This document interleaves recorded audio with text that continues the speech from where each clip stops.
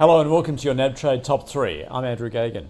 Well, turning to the reporting season for today, Scali has declared a fully franked interim dividend of 30 cents a share. The furniture retailer reporting half-year revenue of $251 million, up 10% on the prior period, including profit of $30 million, a 30% decrease from last year. Charter Hall Long Wale REIT has reported a 119% jump in first half profit to $51 million. A distribution of 12.5 cents per security was announced, while the REIT also announced it completed its $50 million on-market buyback program.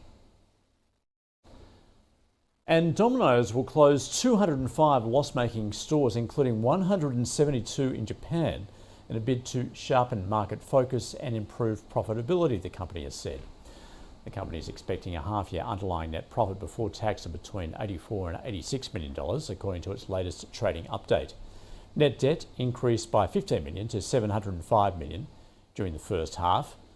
New Group Chief Executive and Managing Director Mark van Dijk has said the group has a wide-ranging review is underway to improve cost efficiency and strategic growth, with a key focus on areas including Japan and France. And Domino's intends to determine a 55.5 cent per share interim dividend unfranked.